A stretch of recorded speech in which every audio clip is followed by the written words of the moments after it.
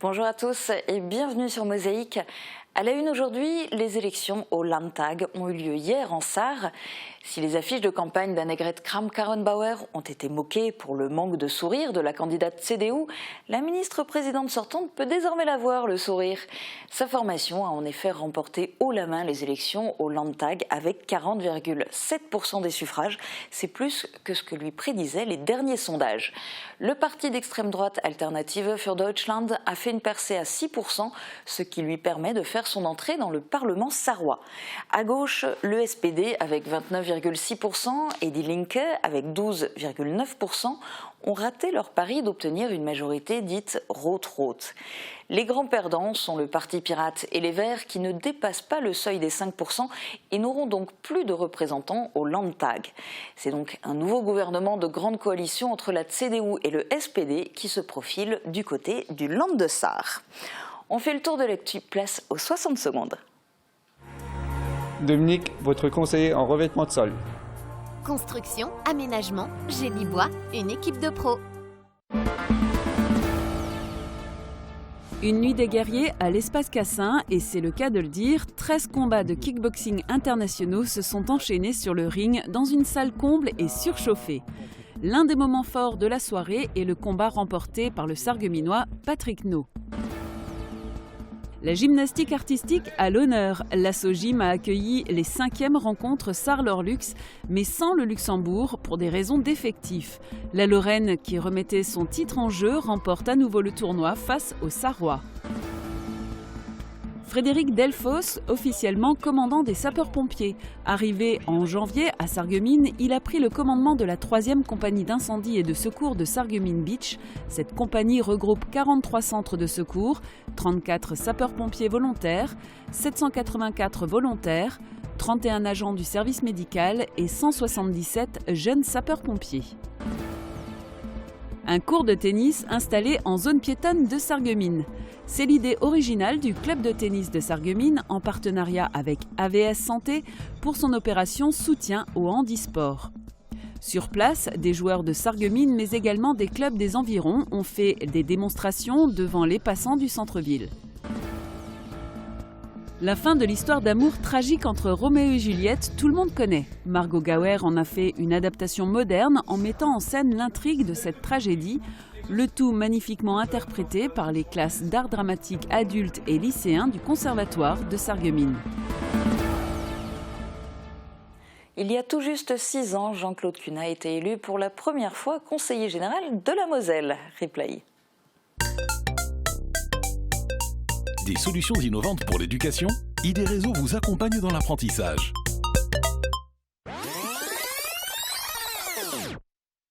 « 61,02% des voix. C'est le score final de Jean-Claude Cunat dans le canton de Sarreguemines-Ville. Officiellement indépendant de Moselle, c'est un homme de droite, adjoint du maire UMP Céleste Lette. Il est élu à l'issue de sa première candidature à des élections cantonales. Il prend la succession de Jean-Marie Bourrait, conseiller général sortant, qui ne souhaitait pas se représenter. Jean-Claude Cunat a été réélu au département en 2015. Il est aujourd'hui vice-président du conseil départemental de la Moselle. Il sera mercredi l'invité de Flora Lemery sur ce plateau. Mais là, ce sera en tant qu'adjoint au maire de Sarreguemines, en charge de la culture, pour parler du festival Mireille de Plate. Et mon invité aujourd'hui est Benoît Henry à propos d'un autre festival, les Étendards. Il vous en parlera tout à l'heure. Voici d'abord les prévisions météo pour demain. Avec le Crédit Mutuel, partenaire des grands événements sportifs.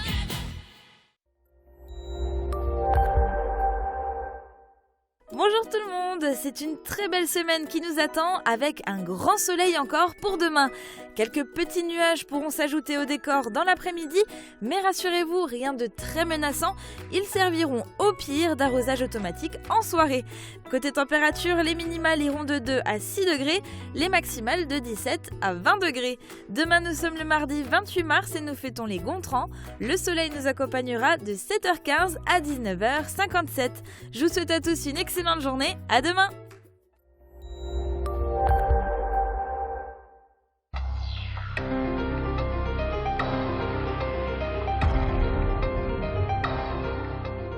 Ce week-end était encore une fois riche en événements et notamment sportifs avec de la lutte et du tennis handisport.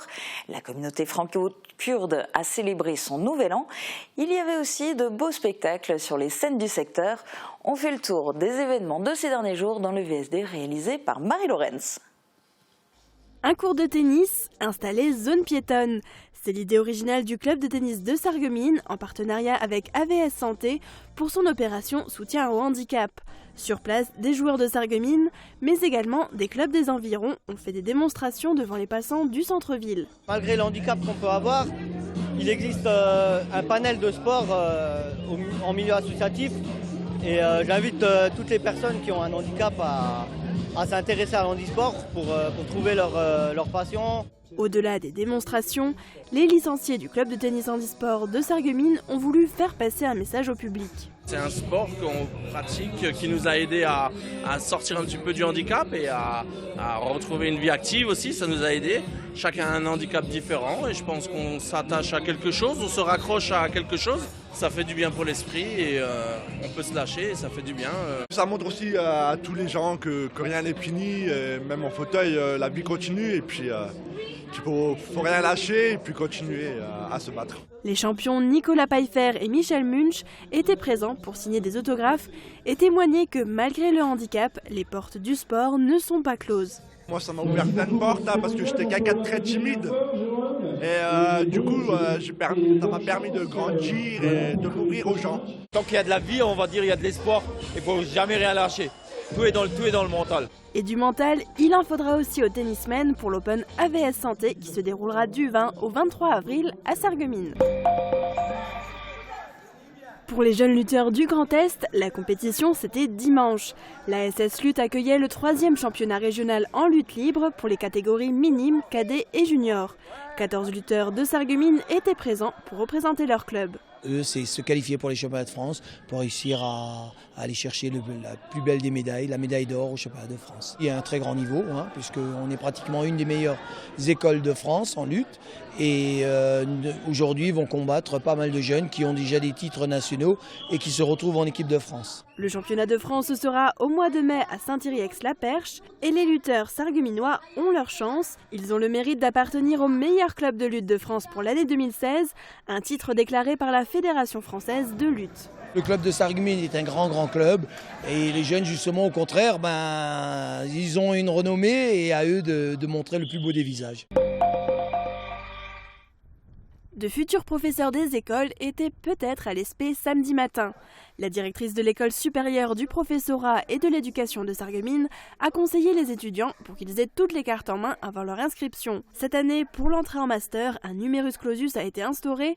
Sur le site de Sarreguemines, qui connaît pourtant une forte activité depuis 2 ans, il y aura 55 places pour la rentrée 2017, dont 48 pour des nouveaux étudiants.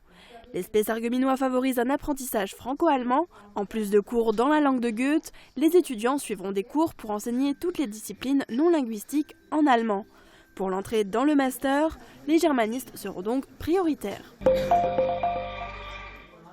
Elle espère toujours un local plus grand au centre-ville, mais en attendant, l'équipe de la Croix-Rouge de Sarreguemines a organisé une nouvelle vestiboutique ce week-end. Des vêtements à petit prix qui permettent à l'association d'aider ses bénéficiaires. La Croix-Rouge, située rue Fulrad, connaît une hausse de fréquentation depuis 2008. Chaque semaine, la permanence accueille entre 27 et 30 personnes pour leur distribuer des bons alimentaires, des vêtements, mais aussi pour les aider dans leur vie quotidienne. La vestiboutique d'hiver a connu sa meilleure édition au mois de novembre dernier, avec près de 2000 € de bénéfices. Les Wandereuses se préparent pour un tout nouveau rallye. Laura, connue à Sarreguemines pour avoir fait partie de l'équipe de badminton, et son amie Cécile se sont lancés un défi de taille, l'Argentina Trophy, un rallye humanitaire, petit frère du 4L Trophy. Cette aventure a un prix 10 000 €. Alors les 2 jeunes femmes organisent plusieurs événements, notamment sur Strasbourg, et à Sarreguemines, elles ont mis en place un vide-grenier au gymnase Coubertin. Pour le rallye, ce sera une totale découverte. Laura et Cécile recevront leur voiture, une Chevrolet Corsa à Buenos Aires, et leur plan de route leur sera communiqué au jour le jour. Entre désert et températures négatives, c'est une expérience inédite qui les attend du 28 avril au 9 mai. C'était la fête pour la communauté franco-kurde de Moselle-Est. Ils ont fêté leur nouvel an Newroz. La date officielle est le 20 mars, mais pour réunir plus de monde, l'association franco-kurde de Sarreguemines a invité les familles dimanche pour une après-midi festive. Plus de 700 personnes étaient présentes. S'il y avait des discours politiques pour dénoncer la situation en Turquie et dire non au régime du président Erdogan, la fête était également de mise avec des danses et des chants.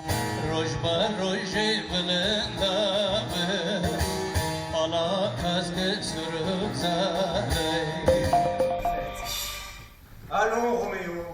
Souvent les rêves ne sont que chimères. En route. Le grand classique de Shakespeare est remis au goût du jour par les classes d'art dramatique adultes et lycéens du Conservatoire de Sarreguemines. Roméo et Juliette ainsi que leur famille se sont retrouvés sur la scène de l'Hôtel de Ville de Sarreguemines. Une adaptation moderne comme sait le faire Margot Gower qui a mis en scène et chorégraphié la pièce. Je ne sais par quel nom t'indiquer qui je suis. Mon nom m'est odieux à moi-même, parce qu'il est pourtant un ennemi.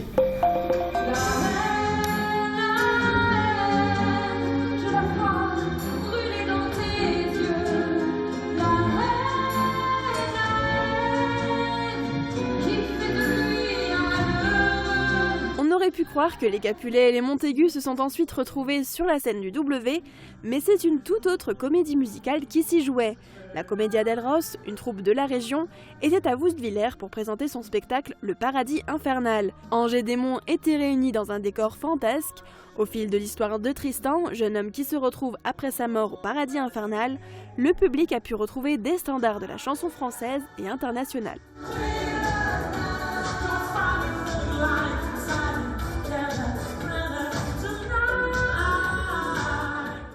Un nouveau commandant de compagnie pour une nouvelle organisation territoriale. Le service départemental d'incendie et de secours de la Moselle a créé 5 compagnies opérationnelles depuis le 1er janvier 2017. Frédéric Delfosse est le premier commandant de la 3e compagnie d'incendie et de secours Sarreguemines Beach. Il a été installé officiellement vendredi. Regardez.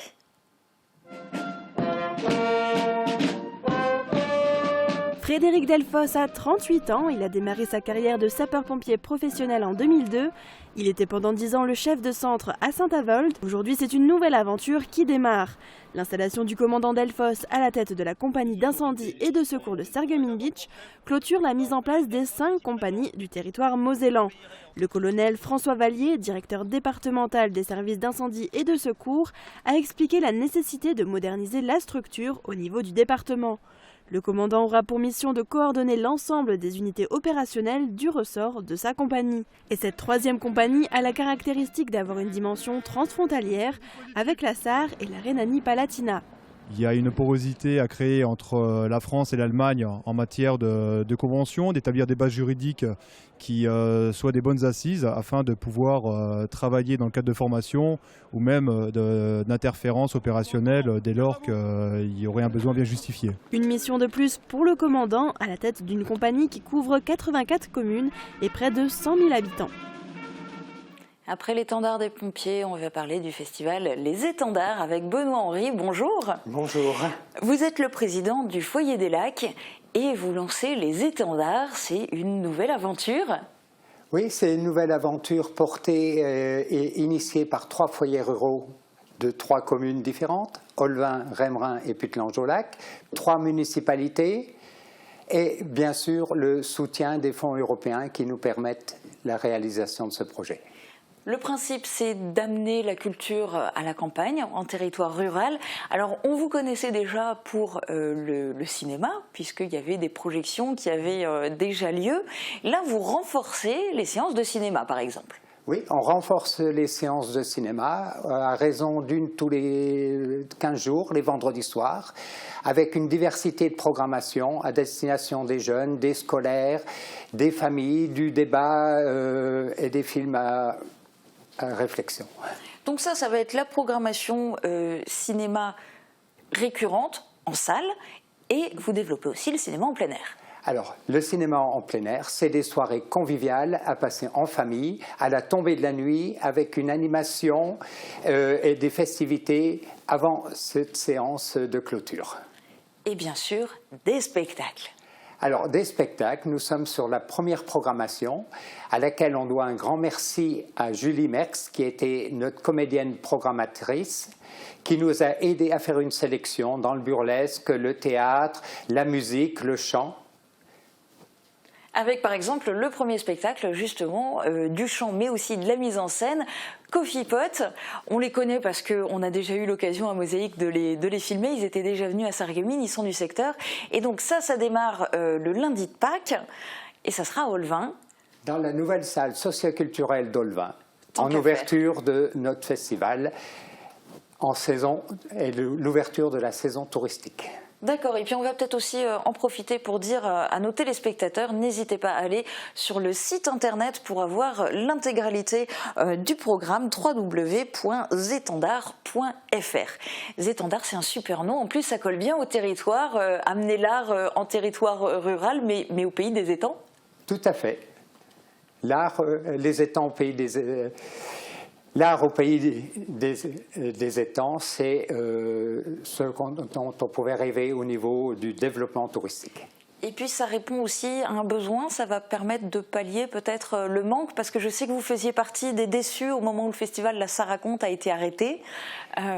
Oui, on redonne peut-être un peu dans ce dynamisme, ces soirées conviviales avec la beauté de nos cadres et de notre secteur des étangs. Des soirées payantes ou pas? Gratuites. Tout est gratuit, aussi bien les spectacles que les projections cinéma? Tout à fait. C'est le but, on veut rendre la culture accessible au plus grand nombre, donc ça faisait partie des priorités. Et en tous les cas, bravo, on vous souhaite une belle réussite et puis une longue continuation. On espère que c'est un festival qui va vraiment pouvoir tenir dans la durée. Merci d'être venu en parler, on aura l'occasion d'en reparler. On va passer au sport à présent et plus spécifiquement au foot avec le SFC, une défaite ce week-end face au premier du classement, Schiltigheim.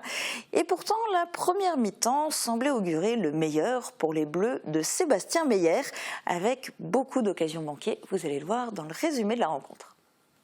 Allez, c'est parti. Faradji qui élimine, qui rentre dans l'axe. Jordan qui décale. Elle est belle celle-là. Elle est belle. Balle de Janer. Sauvetage du défenseur. Sauvetage sur la ligne. Quelle action. Hassan qui met une très bonne passe à Brian. Brian qui lui remet en retrait. Le défenseur est bien revenu. Ça combine bien. Hassan qui part en contre. Il est parti. Pour l'instant, il est seul. Il y a un 3 contre 3 joué qui décale sur Janer. C'est Janer qui rate un peu son contrôle. Il a une deuxième chance. Tout à fait, qui centre bien. Ah là là, dommage. Pierre pour Faradji. Deuxième. Côté qui élimine. Voilà, et qui la rentre maintenant un très bon centre. Il est belle. Oh, le défenseur l'a enlevé de la tête de Jordan Cognard. Pardon, c'est même le numéro 9. Bon, il est pas en jeu. Il est pas en jeu. Allez, tout de suite. Allez, quand même bien. Oh, penalty. Le numéro 4 qui est revenu. Il est derrière. Regarde la tête avant, prends la formation. Attention en retrait. Attention au deuxième là. Oui. Benoît, prends la formation Benoît. La dernière passe aussi. C'est Idou qui décale très bien Jordan, qui met en retrait. Dommage.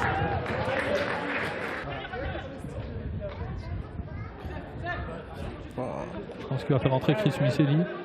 Et peut-être Pascal. Janer qui est en train de s'énerver. Ouais. Et voilà, il prend rouge suite à 2 jaunes. C'est pas normal. Si. 2-0 sortant. Un but très chanceux. Ouais, ça fait 1-0, 2-0. Je parle comme un jardinier, les carottes sont cuites là. Je pense que le maintien assuré, c'est déjà une très bonne chose. C'est dommage, c'est bien dommage parce qu'on avait toutes les cartes pour faire une bonne prestation en première mi-temps, mais notre deuxième mi-temps a été trop pas précise pour pouvoir prétendre à mieux. À l'issue de ce match, le SFC est 4e du classement. Prochain match, samedi 8 avril à 18h, ce sera à domicile face à Bissheim. Les Haut-Rhinois sont 8e du classement. On continue côté sport, mais cette fois avec la gymnastique. Les rencontres Zarlor-Lux auraient pu s'appeler cette année les rencontres Zarlor. En effet, les Luxembourgeois n'ont pas participé à la 5e édition du challenge Antoine Gams. En parallèle de ce tournoi de gymnastique artistique, à Sarreguemines avait lieu également la finale du championnat régional. Marie Lorenz était sur place. Double dose de stress pour la gymnaste Morgane de la SOGIM de Sarreguemines. Elle participe au tournoi Sarre-Lorlux en équipe avec 2 gymnastes messines et en même temps, elle comptabilise des points pour la finale régionale de gymnastique artistique. Cette année, le Luxembourg n'a pas souhaité participer au challenge Antoine Gams pour des raisons d'effectifs. Un adversaire de moins pour Morgane et son équipe, mais qui n'enlève rien à la pression de la compétition. C'est inhabituel parce que du coup c'est des concurrentes et en même temps c'est des coéquipières, donc on est obligé de les encourager quand même si elles sont contre nous, et on se dit on est dans 2 équipes, on doit faire bien pour les 2 équipes, c'est doublement important quoi, et du coup ça rajoute un stress, c'est logique quoi.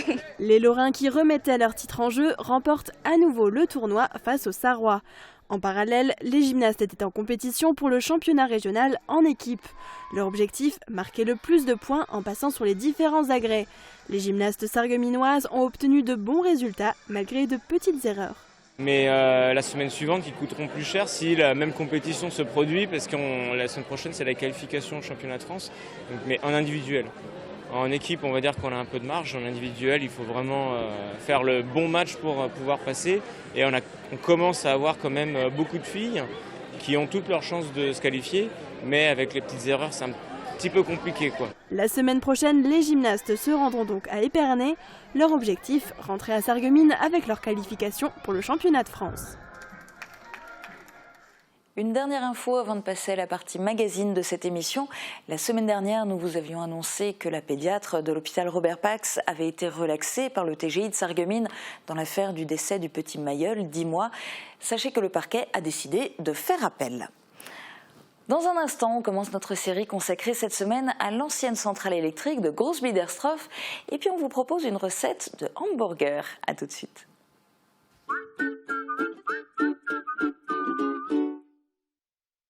Du 15 mars au 6 avril, la ville de Sarreguemines vous propose la 19e édition du festival Miré de Plate, festival de langue francique et des langues de France. Au programme, une magnifique exposition photographique, du théâtre, de la chanson, de l'humour, des conférences, sans oublier le traditionnel bal folk le 1er avril.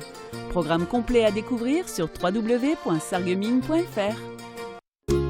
Faites le plein d'énergie. Avec votre magasin La Vie Claire, découvrez tous les produits bio pour une cure de remise en forme. Jus de bouleau, jus de légumes, compléments alimentaires. Bio Santé Crépy, La Vie Claire, au 5A rue des Ormes, à Sarreguemines. La Vie Claire. Papa, je t'aime. Papa, tu m'emmènes au foot? Papa, t'es devenu papy. C'est papy. Salut mon grand, qu'est-ce que t'as fait? J'ai marqué un but. T'as marqué un but? Super! Un appareillage auditif adapté permet de ne pas vous couper du monde. Réagissez et faites confiance aux professionnels de la passion de l'audition. Un heureux événement? Faites la fête avec Festivité. Oh, j'adore. Festivité, Festivité, des idées toutes faites.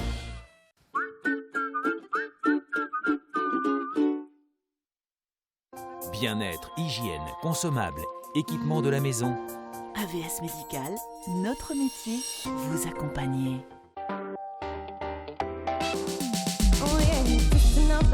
Découvrez l'univers de Stéphanie Mautré. Pour cette chanteuse forbachoise, une journée sans chanter est une triste journée. Face à moi avec Stéphanie Mautré, c'est demain sur Mosaïque.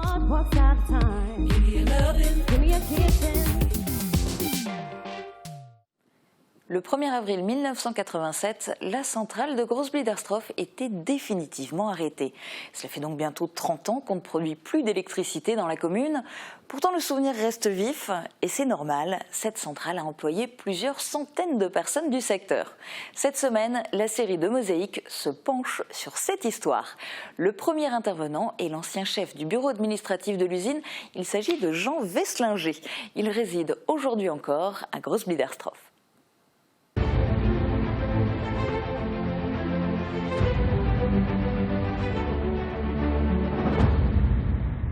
La nature du projet était d'installer une centrale électrique, quoi, et de pouvoir brûler, c'était ça l'essentiel, de pouvoir brûler les combustibles qui n'étaient pas commerciables aux houillères. À l'époque, la France était au tapis et il fallait absolument, disons, trouver des ressources et de quoi pour remonter le pays, quoi. Alors il fallait de l'électricité à l'époque.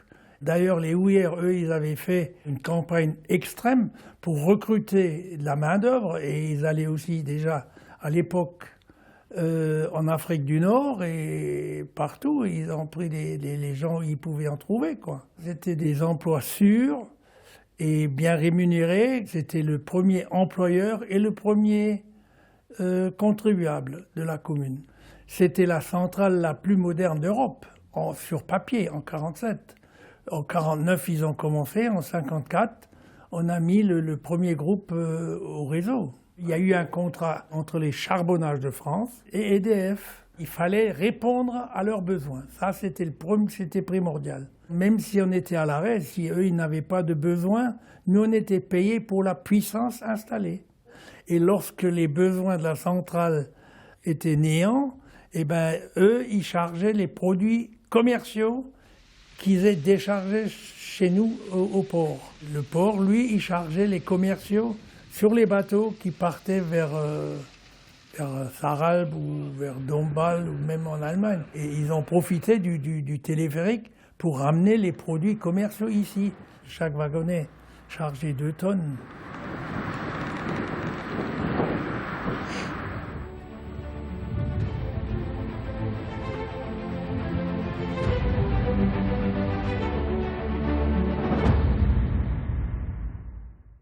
Et un grand merci à la télévision locale de Großbiedersdorf qui nous a gracieusement fourni les images de la centrale. La suite, c'est à découvrir demain. Cette semaine, entrée plat dessert vous emmène à l'EARL de l'Albe, au Val de Guéblange. Marie-Claire Roch propose une multitude de produits bruts et transformés issus de son élevage bovin. L'occasion de réaliser un hamburger maison et local. Je vous laisse découvrir la recette. Très bonne journée à tous, à demain. Le conseil, le choix, la pause, les meilleurs tarifs. Avec Agi Fermeture, les experts de la fermeture.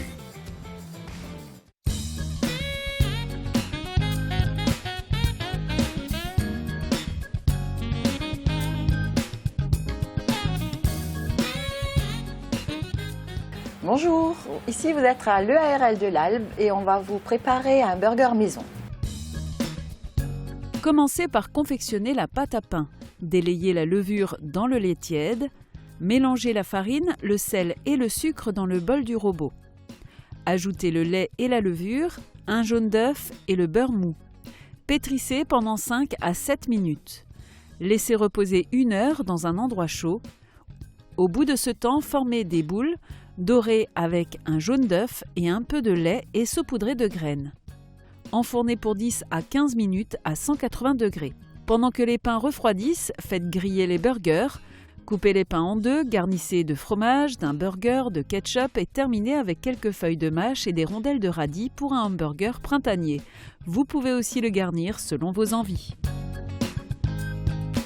Pour réaliser ces hamburgers maison pour 4 personnes, il vous faudra 4 burgers de l'Albe, 250 g de farine, 2 jaunes d'œufs, 150 g de lait, un sachet de levure de boulanger, 5 g de sel, 5 g de sucre, 50 g de beurre mou, un mélange de graines, quelques radis, quelques feuilles de mâche, quelques tranches fines de tomes et du ketchup. Donc nos burgers sont préparés avec la viande bovine de chez nous où on rajoute sel, poivre, échalote, persil. Je fais aussi des burgers nature pour ceux qui préfèrent juste avec un peu de sel et avec du veau, épicé ou nature. Voilà, bon appétit!